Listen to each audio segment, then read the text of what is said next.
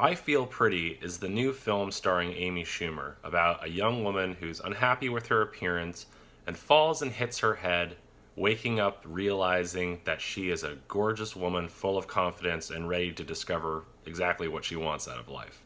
I gotta say, I was pretty skeptical going into this film, and it would be difficult for me to really say that I'm the perfect person to review this. However, I am an Amy Schumer fan, and I've watched, I think, almost all of the television show Inside Amy Schumer, and really enjoyed it a lot. And I have to say that I watched the leather uh, uh, Netflix special, and while it wasn't my favorite thing in the world, it got like way too much hate for what it was. It was, just kind of a bad stand-up routine. It wasn't like the worst thing I'd ever seen in my life. With that said, I'm not really sure what they were thinking going ahead with this project in general.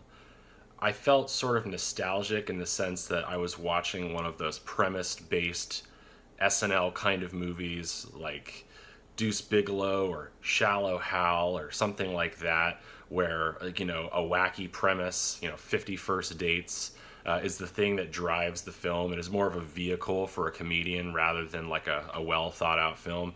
And that's exactly what this was in a lot of ways. It was a premise film that is really out of place in today's cinematic landscape, but reminded me of something that many of us used to enjoy when we were younger.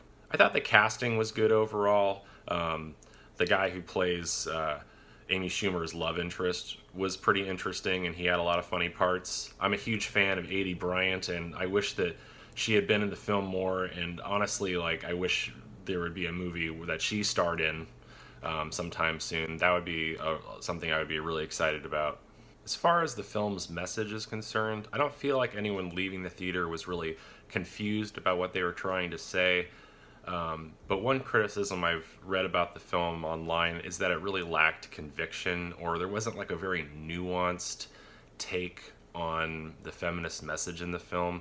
There was a lot of really positive things about the message, but there was a part of me that almost felt like just the repeated fat jokes and ugly jokes and all that stuff had a somewhat regressive quality to it, and it felt like it was hard for me to sort of pick out what I was really tracking with more in the film. Essentially, if you're using, for example, a very violent film to comment on violence, you are at once providing more violent material and movies for people as you are commenting against it. So it's this weird catch-22, and somehow the one-note kind of jokes about her being overweight or ugly or not confident seemed to, first of all, are she's not like this incredibly unattractive person. So I felt like it was also telling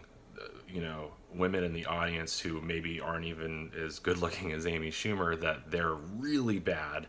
And I felt like kind of weird about that in a way. It's still kind of grading people on this tiered system, even though it's not meaning to. And I felt slightly uncomfortable with that. So I guess I'm going to give this movie a 45. I don't really feel like I need to watch it again.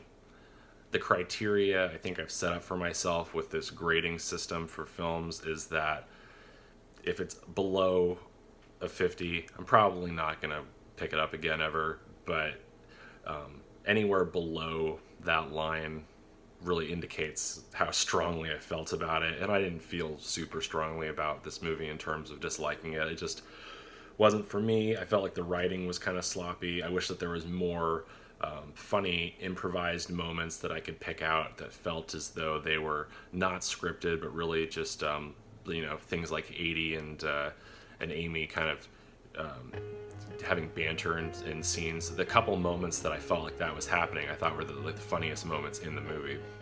So yeah, 45.